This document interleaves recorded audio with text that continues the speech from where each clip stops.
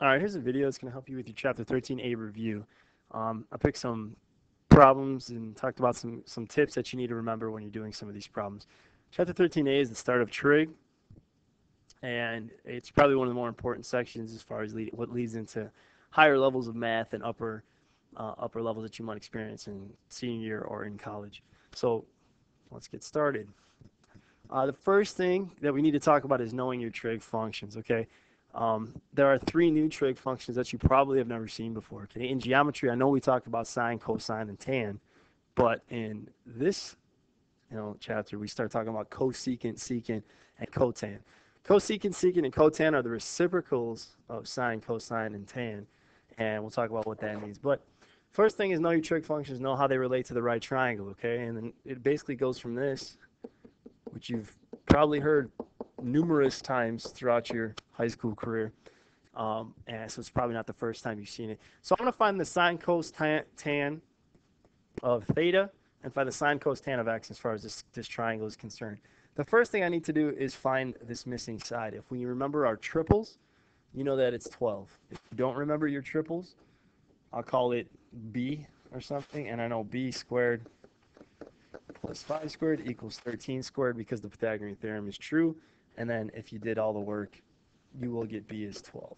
So regardless of how you figure it out, you know that the missing side has to be 12. And you're going to have to do that. You're going to have to do Pythagorean theorem to find a missing side, or use your triples to tell me what that side would be. So once you know that missing side, now I'm ready to rock and roll. I'm ready to find the sine, cosine, and tan of both angles. So with respect to theta, okay, the opposite side is 5, the adjacent side is 12, and the hypotenuse is 13. I like to put the OA and H on there just so you know now when you're doing SOHCAHTOA which sides are which, okay?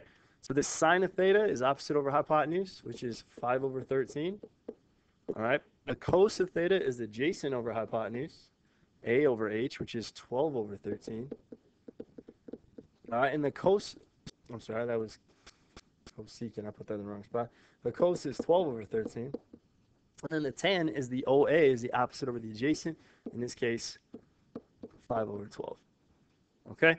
So now you got your three new trig functions. So I'm still looking at theta, and you got to remember that sine and cosecant are reciprocals, cos and secant are reciprocals, and tan and cotan are reciprocals. Okay? What are reciprocals? Reciprocals are fractions that are flipped, right? So if you think about reciprocal of 3 over 2, that would be 2 over 3.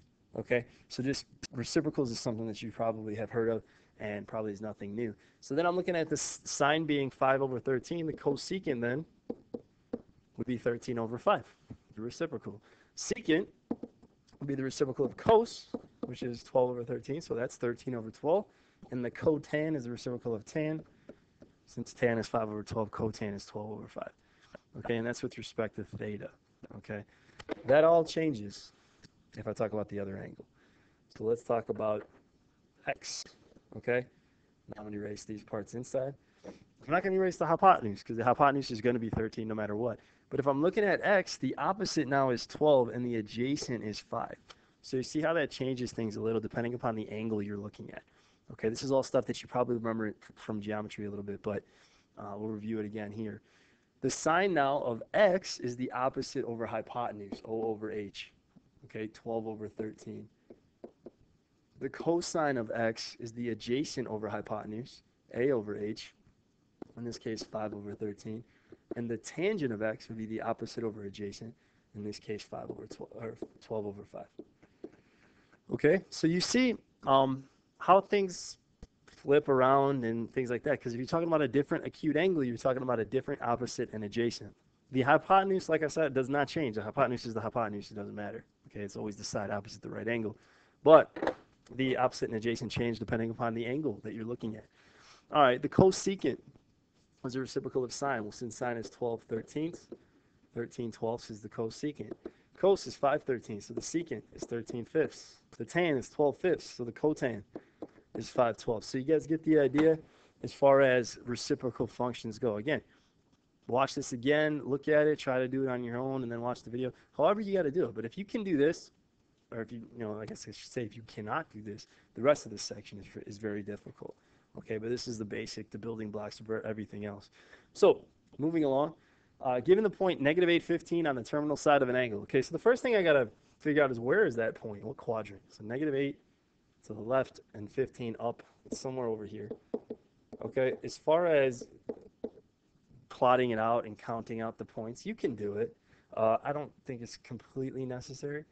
Um, I just need to know what quadrant it's in. So the tip I'm going to give you guys is always, always, always draw your angle, your theta, between the terminal side of the angle. So the terminal side of the angle is what I get when I connect the point to my origin. So that's the terminal side, and the x-axis. See how I underlined x-axis? So the terminal side and the x-axis makes the angle.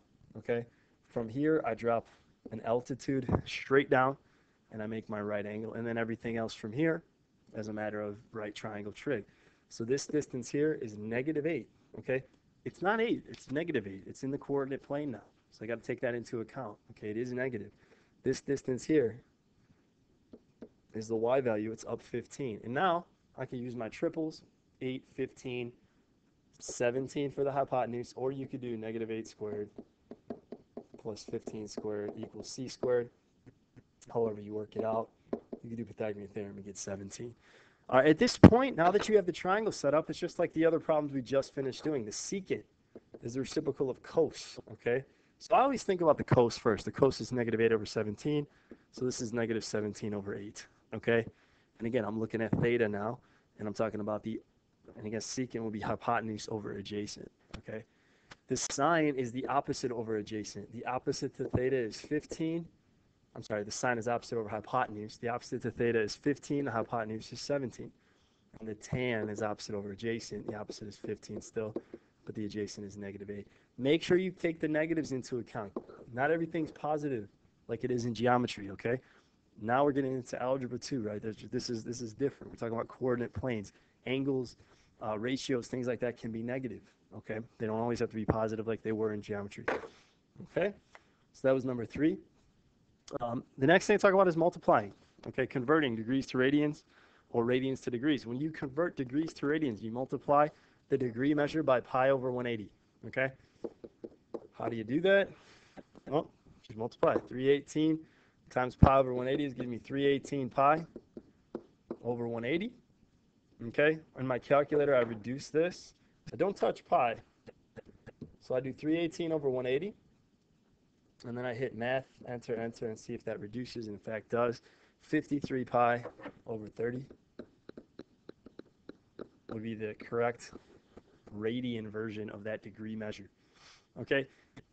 Going the other direction, if I'm going to go from radian to degrees, well, you multiply by 180 over pi. Okay, what you see there is that when normally radians have a pi in them, okay? They don't always have a pi in them, but, I would say 90% of the time they do.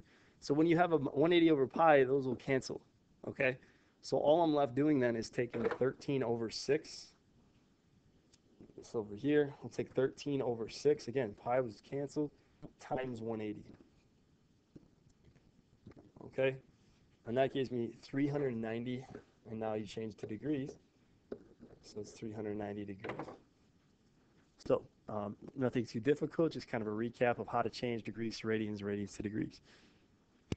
All right. The next question, number 8, is to solve the triangle and find the given measurements. Okay, when a question asks you to solve the triangle, they're asking you to find all the pieces.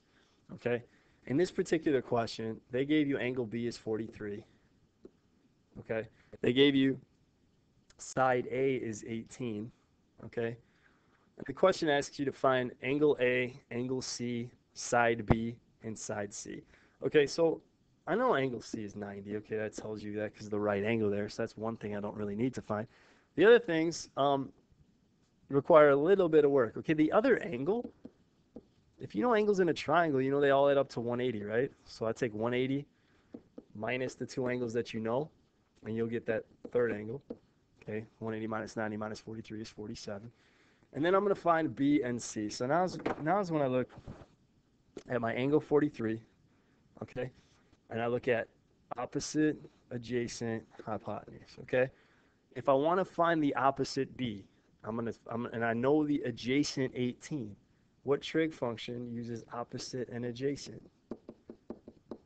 okay? So that's the question I would be asking, okay? So it'd be tan. The tan of 43 equals opposite over adjacent 18, okay? So at this point, I'm going to go to my tips, okay? After you set up the trig equation you want to use, there will be three possible ways to solve, okay? And it depends on where the variable is at, okay? When the variable is on the top, like it is here, you're going to multiply both sides by 10, and you're going to get x equals 10 sine 43. When the variable is on the bottom of the ratio, you're going to divide 10 divided by sine 43, and when the variable is inside the sign, you're going to take inverse sine of 1043 to find the angle, okay? So, three different ways to solve depending upon the three different setups you could possibly have. In this case, b is the variable, b is on the top. So my solution is to multiply both sides by 18, right? And you're going to get b to equal 18 tan 43, okay? Nothing crazy there. I could get b pretty quickly. I go to my calculator. All right. So then I say 18 tan 43. Before I hit enter, I'm going to make sure my mode is correct. I got to make sure I'm in degrees because my angles are in degrees. When I hit sine, cosine, tan, I got to make sure of that. All right, so that's 16.78 or 16.79. Okay, at this point, you could use Pythagorean theorem if you wanted to. All right, to find c, you could do 16.79 squared plus 18 squared and square root it. I'm just going to use my trig functions again. So my second way to do it, I'm going to still look at the 43. I'm going to use the adjacent 18 and the hypotenuse c. So the adjacent and hypotenuse is cosine. So now I'm going to take the cosine of 43 equals the adjacent 18 over the hypotenuse c. Now you're like, okay, where's the variable now?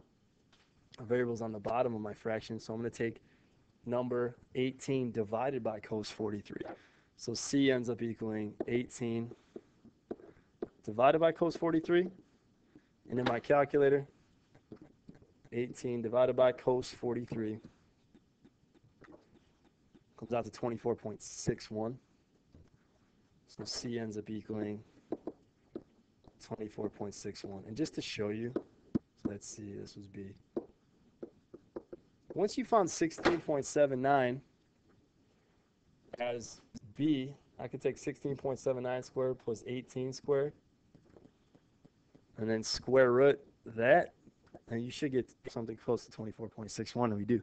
So you can use Pythagorean theorem at that point. When it asks you to solve, you could use any methods that you know with which to solve. So that would be how you'd solve a triangle. There's a lot of good stuff there. Like I said, rewind, go back, and refresh. There's more questions that involve solving for sides and angles in triangles that you're going to need to know how to do. So next question is number 12. Number 12 is a tricky question. The reason it's tricky is because students often forget that there should be two solutions to this equation on the interval 0 to 360. Okay? So the tan of theta equals 3.2. So when I'm looking for theta, again, my variable is inside here. I'm going to do second tan of 3.2. Okay? This is going to give me one angle, 72.65, we'll call it. Okay? So I got one angle, 72.65 degrees. So there's one angle. There are two angles, okay? And the second angle is where all the difficulty lies, okay? So now I'm going to think about what we know. And here's my tips, okay? I want to draw the possible angles. And in order to do that, you need to know where your angles land, what quadrants they're in. So it says, remember ASTC, all students take calculus. Tells you where your trig function is positive and negative, okay? Everything's positive in the first quadrant, okay? Only sine is positive in the second. So that means tan and cos are both negative. Only tan is positive in the third. So sine and cos are negative. Tan is positive. And only cos is positive in the fourth. So sine and tan are both negative. So once you know that, it should tell you where your angles are. So I'm looking at this example. And also, as step 2, it says use your knowledge of reference angles to determine where the second angle is. So that's the trick. Okay, what quadrant is the second angle in? And then secondly, what are the degrees of that second angle? So they said tan is positive. So where is the tan positive? What two quadrants? Okay. Well, I know it's positive in the first. Everything's positive in the first. and I know it's positive in the third. So when I draw my angles, I like to draw two angles, one in the first and one in the third. Okay? The angles that I'm looking for are this one, which we actually just found. That's the 72.65 degrees. Okay? And then I need to find this whole angle here. Okay? What is that whole angle? And that whole angle is somewhere between 180 and 270. Anything in the third quadrant is between 180 and 270. Okay? And because I know this first angle is 72.65, I know the reference angle is 72.65. So what that means is that this angle from here to here is 72.65. Okay? So what I have then, I got 180 and I got 72.65 more than 180. Okay? So my other angle right here is 180 plus 72.65. Okay? I always think about the x-axis. If you take 270 minus 72, 270 really, don't worry about it. If you're talking about reference angles, you're talking about with reference to the x-axis. So in order to find that angle, it's 180 plus 72.65. So 180 plus what I just found. So it's 252.65. And we know that it's in the second quadrant because 252.65 is between 180 and 270. So 252.65 degrees. And you could check it. I mean, there's a way to check it. If you wanted to take the tan of 72.65, it should be about 3.2. It is. If you want to take the tan of 252.65, it should be about 3.2. And in fact, it is, so you know you're probably on the right track. Okay? All right, moving on. 18. It says a surveyor is standing 88 feet from the base of a tree. The surveyor measures the angle of elevation to the top of the tree as 55.3. Find the height of the tree. My tip, that one tip is draw a picture, okay? This is simple right triangle trig. Okay, you got a tree. I'll even use colors. Okay, a surveyor is standing 88 feet from the base.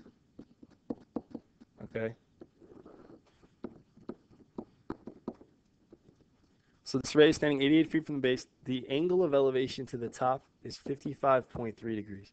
Okay, the angle of elevation, again, is the angle between straight out and up to the top of the tree. So 55.3, and you want to find the height of the tree. So with reference to the 55.3 degree angle, x is opposite, 88 is adjacent. So a trig function that uses opposite and adjacent is tan. So it's tan of 55.3 equals opposite over adjacent. Okay, so at this point, you know the variables on the top. All you got to do is multiply both sides by 88, and you'll get your answer. So x equals 88 times the tan of 55.3. So it gives me 127.1.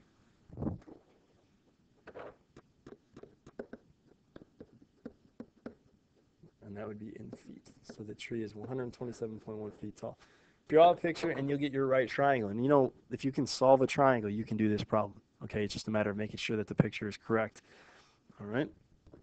So I hope that helps you with your 13A review and your 13A test.